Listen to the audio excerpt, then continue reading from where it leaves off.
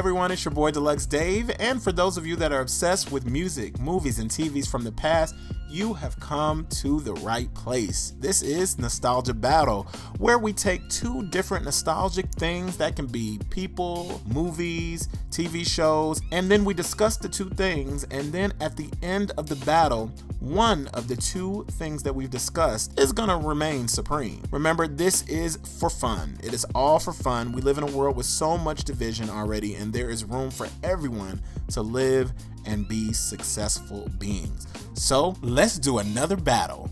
Battle 2, Destiny's Child, DC4 versus DC3. We all know the history of the group Destiny's Child, starting as the group Girls' Time to other various names like Something Fresh, Cliche, The Dolls, and even Destiny.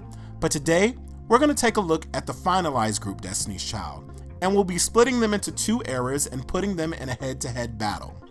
This has been an ongoing back and forth in conversations for years, and today we are getting to the bottom of things.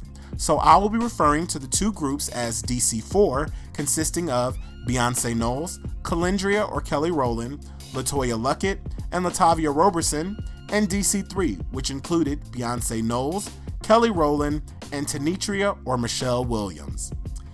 DC4 was officially named Destiny's Child in 1996 and lasted till 2000, and DC3 began late 2000, early 2001.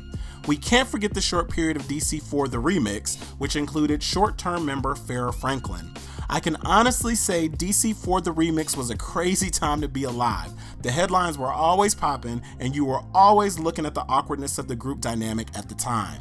In interviews, in performances, and especially in videos, much like this unforgettable moment in the Say My Name video that I will never forget.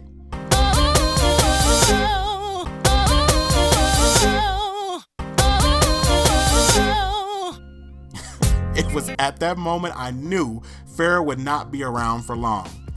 Back to the original DC4. The OG Destiny's Child had two full studio albums. One was self-titled, the other was called The Writings on the Wall. The self-titled album had writers and producers like Jermaine Dupri, Master P, Seal, Wyclef, and Ron Isley. The Writings on the Wall pulled many more talented names into the fold and was a lot more hands-on for the ladies. Some of these people included Kandi Burruss, Timbaland, Missy Elliott, Rodney Jerkins, and all of the ladies had some form of writing credits in more than one or two songs. Unlike the self-titled album, The Writings on the Wall garnished much more attention, releasing hit after hit, from Bills, Bills, Bills to Jumpin' Jumpin'. I feel like the Writings on the Wall era would have been even more massive if all the behind-the-scenes drama hadn't overshadowed the rollout. People at that time were more concerned about who was next to be in or out the group at that time than the individual songs themselves. Amazingly, The Writings on the Wall racked up many awards, including the album going 8 times platinum within the US by the year 2001. At that time, I must say the group did its best to look as polished as possible in the midst of turmoil. Shortly after LaToya, Latavia, and Farrah's exit, we officially got DC3, which released their first trio album, Survivor, in late April of 2001. This to date is still my favorite DC3 album, and I will tell you why a little bit later, so stick around. Survivor had a crazy rollout and debuted a huge music video along with the song, and it was getting massive radio play. I can remember the video coming out and me knowing all of the steps to the music video and imitating walking through the fake jungle to perform the video. Beyonce also wrote the song itself, and it really was a full culmination of all the past year's drama. I believe the song somewhat wrapped up the DC4 era and started a fresh new path for movement. Shortly after Survivor, they released a Christmas album called 8 Days of Christmas later that year. When I listen to this album, I can't help but feel like they wanted to just roll with the momentum from Survivor and get another album under their belt. All I can say is DC3 was staying busy, touring, making guest appearances, doing interviews, and I so miss the days of press tours and when artists actually sat down to do interviews. Like I said, if you didn't grow up in this era, you missed all the way out. After the first two DC3 albums, the group seemed to take a hiatus, and everyone began working on solo projects. B released a few movies and a solo album, Kelly released her first solo album, and Michelle released 2 solo albums. After all of their separate ventures, they came back together to release Destiny Fulfilled, which would be their last group album to date. I think this tends to be everyone's favorite album because it finalized things and seemed like a perfect way to disband. Destiny Fulfilled was another huge hit with a huge tour, which I still regret never attending back in the day. The album had contributions by Beyonce's sisters Solange, Rodney Jerkins, Sean Garrett, LaShawn Daniels, Rich Harrison, and of course each of the members of the group on almost every song.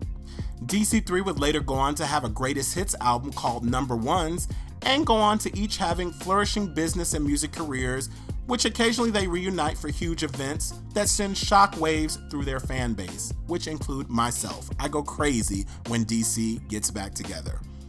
DC4 was the original blueprint. The look, the sound, along with the cadences and harmonies were always set to a crazy, infectious beat. Balancing out 4 different sounds is not an easy task, and I do feel like during DC4, each individual was fighting to be heard within the group. You can even tell in some of the interviews the crazy looks at each other if someone was talking too much, or the looks of despise if someone was oversharing. That is bound to happen when you have a young group of girls who have been together for so long. Just like brothers and sisters, you will most likely argue or disagree at some point in time. DC3 always gave much more of a refined, put together version of Destiny's Child. They always seemed like a much more well thought out, mature, calculated version of the group. The sound was much more rich and their style of dress was much more elevated. DC3 seemed as if each individual was finding ways to map out their own past, and each had an individuality about themselves that they wanted to present to the world. The flow just seemed a lot easier, but each group truly had their great strengths. So you have the young, talented, award-winning, hit-making DC4, and then you have a refined, hit-making remix trio with DC3. So who is going to take this battle? It's time for the big reveal. And the winner of this nostalgia battle is DC3. Alright, so now let me tell you why I chose DC3. Both DC4 and DC3 were hit-making machines. To date, these women are one of the top-selling female girls groups of all times. I truly think the drama that happened within the group with both Beyonce and Kelly on the outside of all the negative press surrounding them actually grew them up very fast in the industry. Remember, many of these things happened to them before they even turned 20 years old. I think the drama lit a fire in them and that they really needed to literally take control of their destiny. They didn't have time to play around because the industry waits for no one. They didn't have time to baby people into the group, i.e. Farrah. If you come in, you needed to catch on or you would be left behind. I feel like Michelle was able to adapt, being that she had previously worked within the industry, singing backup for the singer Monica. As I mentioned earlier, the sound for DC3 has a much more crisp and unified sound than DC4 at times. Although the music and writing for DC4 was always top-notch, the blending and the harmonies of DC3 is unmatched. DC3 is able to actually cross many genres of music, which we truly get to hear in Survivor. That's why Survivor to date is my favorite DC album. You have a mixture of pop, R&B, dance, a hint of country, and even gospel.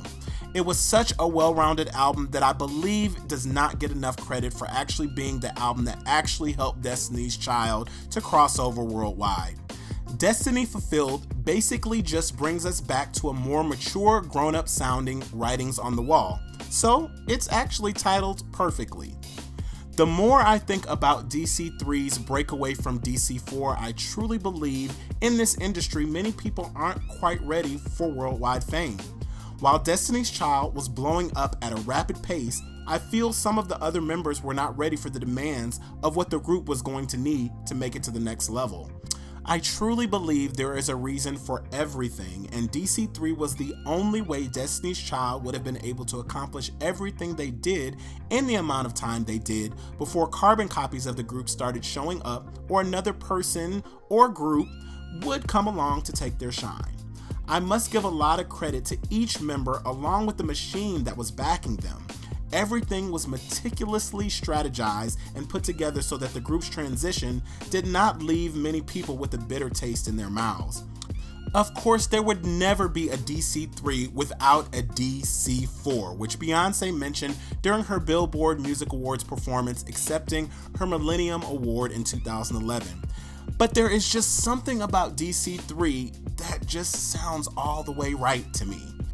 In a fantasy world, one can only hope that we can have one last beautiful Destiny's Child reunion concert where all the girls come together, including DC4, and perform all of their hits. In the 10-set reunion concert, each of them would do like a little breakaway mini concert in between the sets, in the fashion of the Live in Atlanta concert in 2005, but on a much more grand scale. Yeah, one can only hope. Destiny's Child as a group worked very hard to cement themselves in girl group royalty, and I always say that they were the last official girls group that has impacted the world in the phenomenal way that they did. New upcoming girls groups of today should have Destiny's Child in their list of girls or groups to study, and hope that their come up is able to have the longevity and impact of the one, the only Destiny's Child. Let me know what you thought about this battle and what other battles you would like to see. Remember, it can be movies, TV, or music. Make sure you like, comment, and subscribe to my channel. Also, please hit the bell for notifications on when I put out new content along with brand new battles. Till next time, remember, it's a friendly battle, but somebody's taking the crown. Till we meet next time, bye.